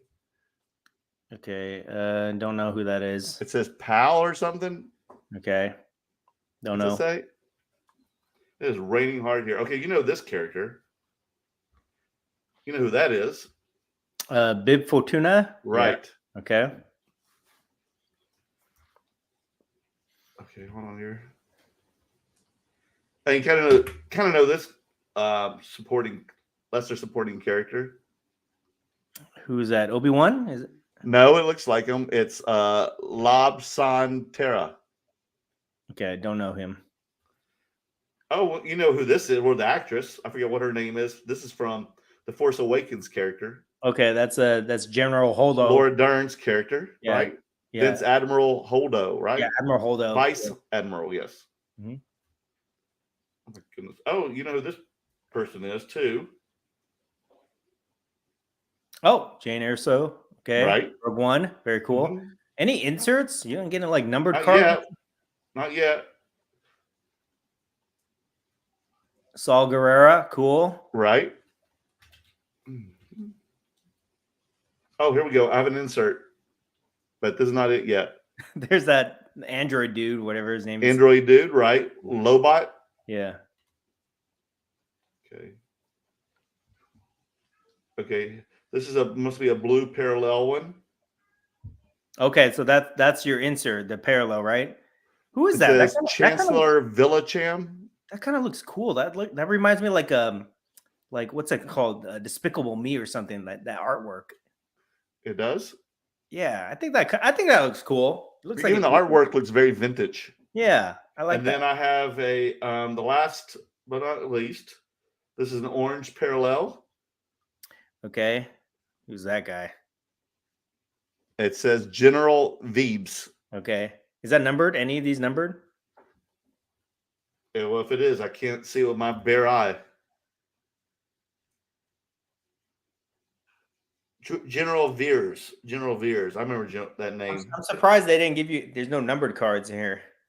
I think there are, but these aren't them. Okay. So there you go. So these are my two parallels. And how much are these boxes? $20? They're running about, I think the pre-sale was about $25 to $30 per pack. Mm-hmm. And I think about the 20 and it got about, they ran about 20, 25 each after that. Okay. All right. So I'll open more on my show. I'm sure we'll start seeing some like one of ones pop up on eBay or something. I'm sure. Yeah. So they're going to be like small, in a case, if you send them the PSA or SGC or Beckett. Right. So there you go. I hope y'all liked them. If y'all know more about them, if anybody else opened them up, please leave some more information in the comments below. Okay, and you're going to be ripping more boxes this week? Yeah, I guess I'll do these this week too. Pixar? This white shorts, right? White shorts Star Wars. Did you get a box of these? No, I didn't because I saw that they were readily available. Okay. On eBay, and then I kind of like to collect. I kind of like to collect like one or two things of each genre. You know what I mean? So I thought I should buy a box and open them up on the on Marvel cards. Like with the Pixar, there's only White Schwartz for Pixar, so I'm gonna buy that, right? Mm-hmm. But with Star Wars, I'm buying like the Galaxy, and then I might, you know, I've been dabbling with the other ones, Finest and Mandalorian Chrome, but I didn't really have any good luck with those. I don't think anybody has. Everybody that I've seen open up those Mandalorian Chromes, including myself, you, others, eek. I got a Nambi with the black Chrome. I got a Nambi autograph or something like that, which is ridiculous. And then you know what's funny? The guy who worked for Topps, who sent me those boxes, the black Chrome, he opened a box and he got a Nambi 1/1 Superfractor. Well, actually, it's not a Superfractor. The best Superfractor ever. Yeah, I think it's just a 1/1. I don't think they call them Superfractors. I don't know. I may be wrong. Yeah, I've never seen so many autographs from featured extras before. Yeah, you know what? I when I was a featured extra in movies and TV, I never got to have a chance to sign autographs on cards. You know what I've been seeing people pull a lot lately, which I think is hilarious. So in the Galaxy Chrome, there's this Jedi from the Clone Wars cartoon. Mm-hmm. His name is Even Peel. Even Peel. Peel. You know who he is? No. He's got these big Yoda ears, but he's got like white skin, pale like yellow white skin. He's got like a big, mohawk or something, and he's got like an eye patch on him. But one of his eyes is messed up. But he's a Jedi Master. He's on the Jedi Council. And if you watch him on the Clone Wars show, he's kind of a badass. He's like a grumpy old war veteran badass type. But anyways, he's got a really funny name, Even Peel. And people have been pulling his autos left and right. I must have seen like 10 of his autographs floating around the last couple weeks. I think it's hilarious. I think it needs to become a meme. We need to start like an Even Peel super collection or something like that, because those things are floating out there a lot for sure. Oh my God. I forgot to tell you, I was talking off the subject again, but I forgot to tell you kind of what bends my corner real quick was during the show, people, some people brought me some cards, and one guy's like, dude, I only have 3 cards. Are you interested in buying? I was like, hey, I'm always interested in looking. I don't know if I'll be buying yet. And he showed me 3 cards. The first card he shows me is Trey Lance. And I'm like, well, dude, he's out for the year. But whatever. I'm not interested. The second card was a Kanye West card. And I definitely don't want that. That is just like leprosy right now. Yeah. And then the third card was Kyrie Irving card. I don't even know what they were, but I'm like, wait a minute. This guy's selling. The only card I'm gonna like. Are you just getting stuff that is like worthless right now? This guy only one that has any potential. Selling. Yeah, I was like, Curator is really interested in those 3 cards. Could you go show him? Did he go to your table? I don't remember seeing any of those things. Maybe the Trey Lance I saw the Trey Lance, but I didn't maybe you got lucky and you took off to buy some more Pixar boxes. Yeah. But can you believe the guy's like, are you not aware of what's going on in the news? One guy is out for the year, but and the other 2 guys right now are just like, untouchables. Yeah. Well, I guess like he just didn't want to hold on to those cards anymore. Obviously wouldn't. But now is not the best time to be selling those things. No. You're gonna get like 10 cents on the dollar for those cards. Yes. All right. I just thought it was funny. I wanted to make sure I told about that story. All right, let's get back to. But I always send them to you, Dan. Yeah. Let's see here. Who we have next? John Holt would love to hear your outlook on the hobby for 2023 and where the current state of card shows are compared to 12 months ago. We kind of talked about that early in the stream. If you missed it, John, I'll just kind of give you a summary of my thoughts, and then Merlin will do the same. I think that let's see. Let me read this question again. In 2023, I think it's going to be the battle of the big shows. I think these shows are getting bigger. They're becoming more frequent, and they're just going to be spreading us out really thin. I think Dallas was the first really big national show outside of the national Mhm. sports convention, right? So Dallas was that really big show where people all over the country would travel to. But now different regions, different parts of the country have their own regional shows. Like Burbank is going to be a regional show for the West Coast. There's that show Nashville, Tennessee, which is really big. There's that show, the Midwest Monster in Indiana. Chicago's got their big show going on. Denver's got their big show. Now Arizona has a big show. So you're gonna see these shows just continually get bigger, because I think that no matter what they do, no matter the attendance, the lack of attendance, or anything like that, I think that people are gonna be wanting to try to sell their cards, and it's just easier to sell a card when you have a table versus when you're trying to walk a show. So you're gonna always see demand for people setting up at shows, and you're gonna see these shows get bigger. But if they can't bring in the attendance, they're not going to be that great. So I think what money is flowing throughout the hobby right now is going to be spread very thin across the country. You're probably going to see prices continue to like hover where they are or go down a little bit more. I don't see any big boom happening. I don't see any big prices going up or anything like that. You're going to see the online marketplaces continue to turn out transactions every week or every month, but they're going to get smaller. Like the transactions, they're not going to have like huge record-breaking sales all the time. They're going to go more low end. Okay. And I think that's kind of like where we're going to be right now until the economy recovers. When the economy recovers, then you're going to start seeing people have more discretionary income that they're going to be putting into cards and other things like that. You're probably going to see more attitude going back to collecting.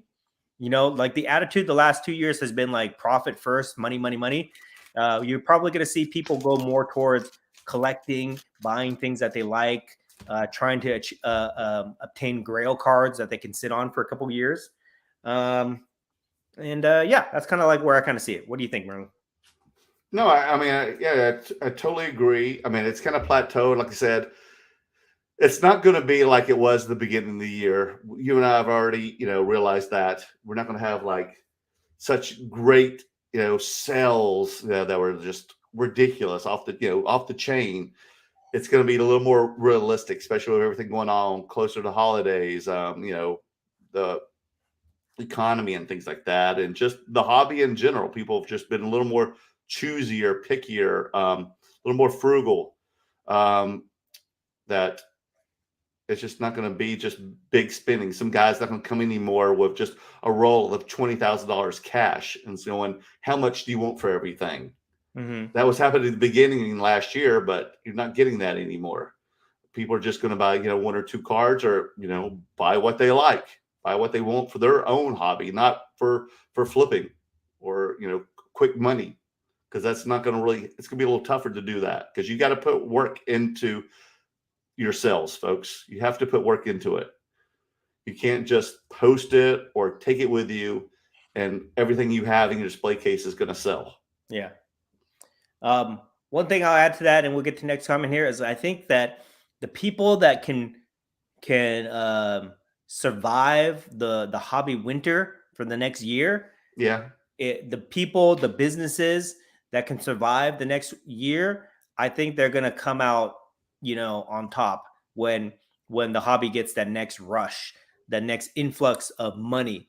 Okay. They're going to get an influx of money either from new people coming in or big businesses investing a lot of money. And when that money starts to circulate through the card hobby economy, then those people are really going to benefit. So like if you're an individual, it's a good time to try to pick up some rare grail cards. Like for me, if you guys haven't been noticing my Instagram posts and streams and stuff like that, I'm buying low number cards, like 1 of 1s, under 10s. I'm buying very low pop cards, under 10, things like that, because they're attainable now. Okay. So if you can try to pick up some really cool grail cards that you're willing to sit on for a year and kind of wait out the winter. And if you're a business, if you have like a startup business, like we know a lot of people that have businesses within the hobby that sell supplies, sell products, sell services, things like that. if those people can kind of weather the storm, there's going to be a lot of drop off from their competitors, and they'll be the only game in town once we emerge. Same thing with content creators like you and me, Merlin, and I see other people in here like Definitely. Adrian, yep. The content creators, they got to stay consistent. They got to be part of. They got to continue to pump out content and be part of the community, because a lot of people are going to fall off. And when those people fall off, you're going to be like on the top of the content game, and people are going to look to you for guidance, and they're going to follow you and things like that. So the people that can sustain the next year are going to really be the ones that benefit. Sounds good. I can't wait for 2023, guys. Papa Jim, boss's wife authentication, wanted me to stay for trade night and have some fun. She loved the Pixar up card that I brought for her. He got an up card from you, Dan? Oh yeah. He I gave him. He. It's funny. Like he picked this one where it's the old couple from Up, and I guess like that resembles him and his wife. So that was pretty cool that he got that, and some other ones I think he got for his grandkids and things like that. But it was cool. Oh, I love it. Zach of all trades, what's your thoughts on Panini serial numbers being reversed by data identifying hit locations? Do what? I kind of heard a little bit.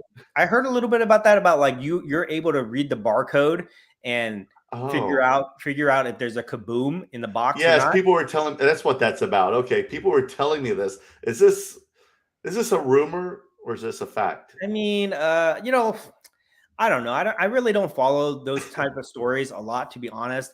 I'm not a breaker. I've never participated in breaking, and I don't even buy sports cards anymore. So that type of news doesn't really affect me. I mean, I guess if Adrian's is a fact. Yeah, if somebody figured that code out, okay, I guess they've gamed the system, and Jeez. now that they know it, maybe Panini will take some steps to change also it. It's a fact. We'll change it, but I don't know. Like even if you can identify the code, that doesn't mean it still would be very hard. I would imagine it'd be very hard to find a box that has that code. Yeah, right. Like I would equate it to this. Like if you're a toy collector, every case of toys, there's always one special variant in the case. Okay. Right. So you buy a case of toys, and there's one variant figure in there that's worth a lot of money that people try to chase. And believe me from experience, it is very difficult to find a box and find the variant in that box that hasn't been pulled out yet or anything like that. So I would imagine, unless you can get your hands on a case and find the barcode that matches, it's going to be it's not like everybody's going to be able to do it. You know what I mean? So I would imagine it's still going to be very difficult to find those cards. But again, I don't really play in that area anymore, so I don't have much of an opinion about it. It doesn't outrage me or anything like that. If anything, it just makes me happier that I'm in my niche, my pop culture niche, and I don't have to like deal with that kind of drama. What about you? Gotcha. Oh, I mean, I agree totally more. I mean, it's just kind of crazy. I thought it was too good to be true. But I don't think, even if I knew what this data was or how to identify a box as kaboom, I don't think I'll ever have the opportunity to find one. They'll be picked out or bought by that point. It's like who's going to find these except for maybe the people that buy cases, which are going to be the sports card shops and the breakers. And if you want to blame them for pulling out the best cards, okay, I guess you could do that. But again, I don't participate with that stuff at all. I don't buy into breaks or anything like that. So I don't really know too much about like the controversy around that. So hopefully that's just our opinion on that.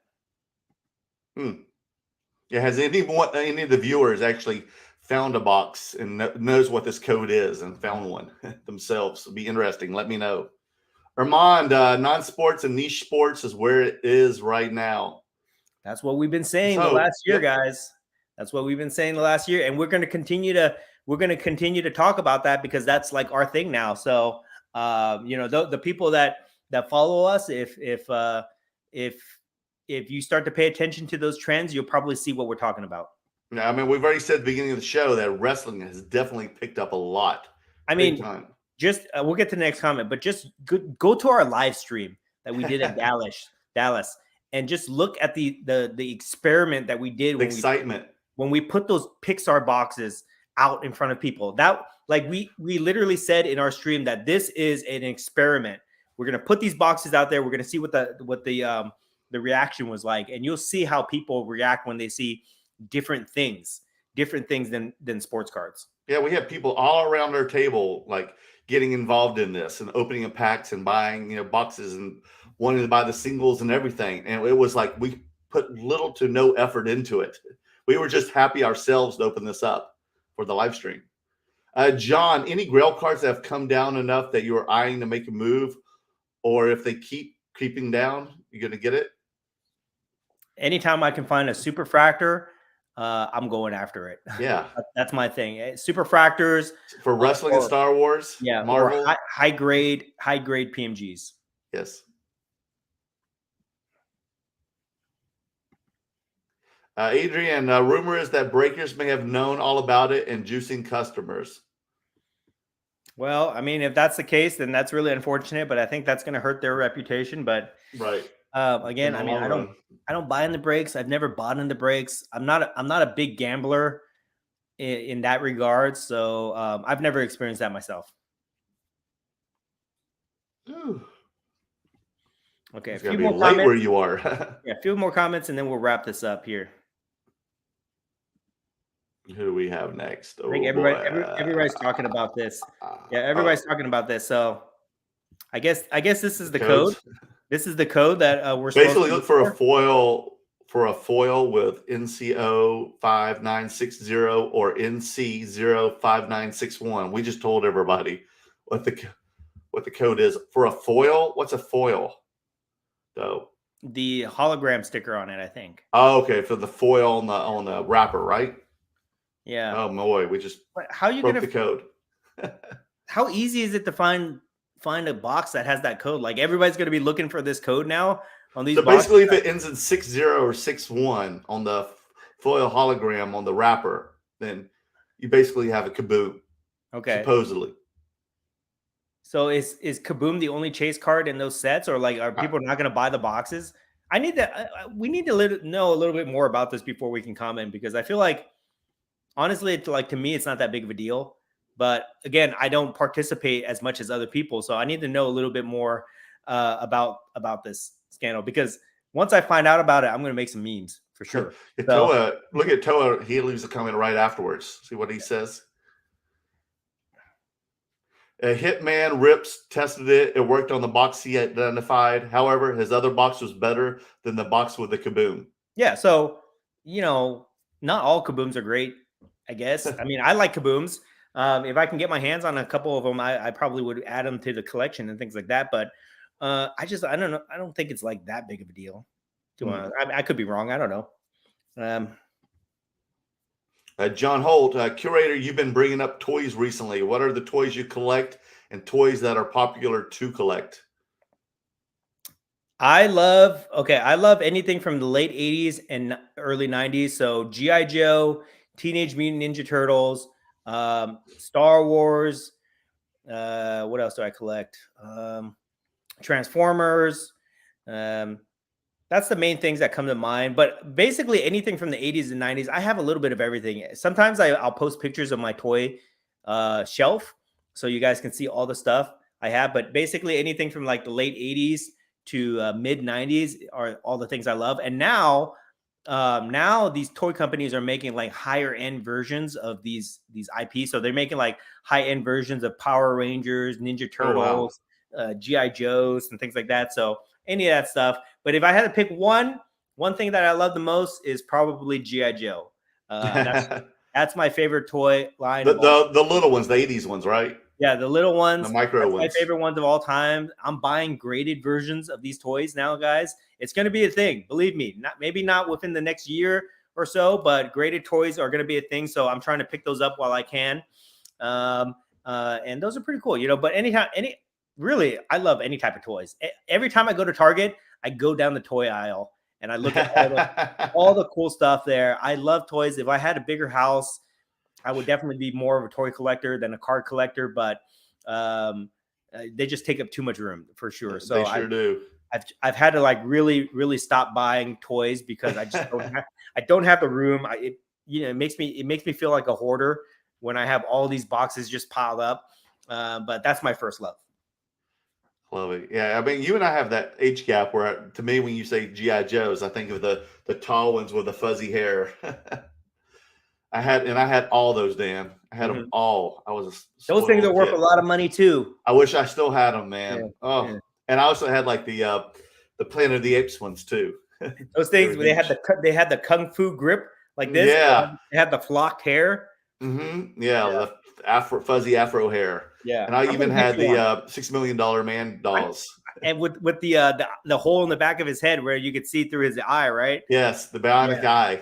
I'm gonna get you a classic GI Joe. I'm gonna find one for you. And I even had the vehicles for it. Like he had like the all-terrain vehicle or whatever. Yeah, that was looked like a ATV or something. And those things were huge. They were super huge. They take up a lot of space.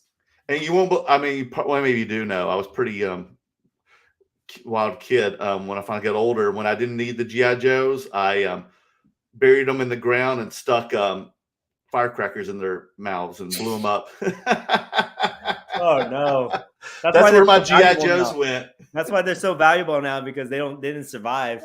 That's exactly what I did. I thought it was funny when their heads exploded. Oh man! Toa says, "Man, toys is a rabbit hole I don't want to go down. Once I go, I gotta have it all." What are the man toys? Is that just our toys in general, like man cave? No, toys? he's like man. Oh man, toy. Okay, comma toys. Okay, yeah. I thought man was a brand. I used to be what they call in the toy community a completist, where I would have to have the entire line of toys. Like if they made like 50 action figures in one line, I would have to get them all. Right? Yeah, I can see you. I used to be a completist, and it's too much, guys. They just make too many of these toys. It was easier back in the day because toy lines did not survive that long. Like you maybe have like a couple waves of toy lines. So you know, like 20, 30 figures and then you're done. Right. But now they just keep making these things. Like Funko Pops is a very good example of this. I used to collect Funko Pops and I used to have a lot, and I tried to collect a whole series of them. Like if I got one Power Ranger, I'd have to have the whole team, all colors of Power Rangers. Oh my goodness! If I have one Ninja Turtle, I got to have all 4 Ninja Turtles, right? Okay. But they just keep making every imaginable character, that's in history. It's just impossible to collect these things. So at some point, you gotta stop being a completist, and you gotta be like a specialist. You know, you gotta have a very narrow focus of the things that you collect. Otherwise, it just gets out of hand for sure.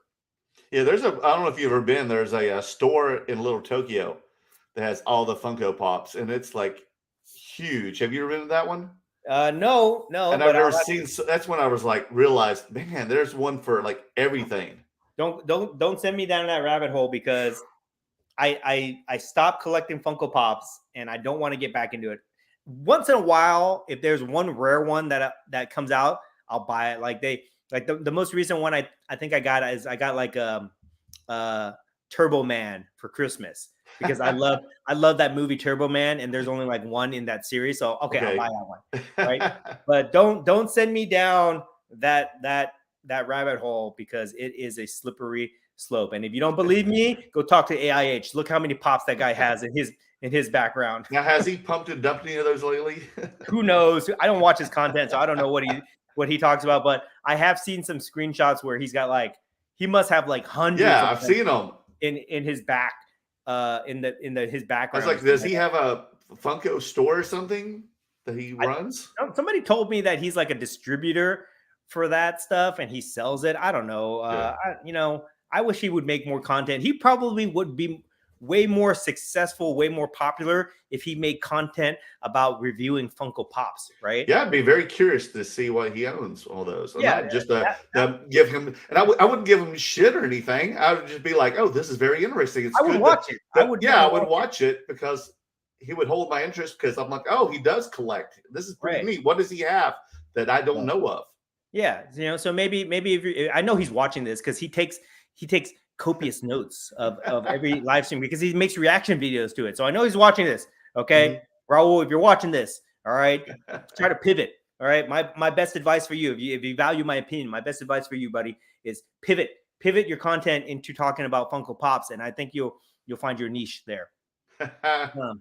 Let's see. Who we have next? John Holt. He just posted this. You guys will keep us rolling during any rough times, and we appreciate the time you put into it. You're right, though. The creators will thin out, and you guys will go to the moon. I hope we go to the moon, like I'm telling you, Merlin. If we can just make it to the national, if we can make it to the national, I think we might be the last one standing. You know, at the national, we have so many other friends I want standing with me. There's gonna be like a handful. Gone there of with our journey. There's gonna be a handful of people. You know, I think Mojo's gonna be there.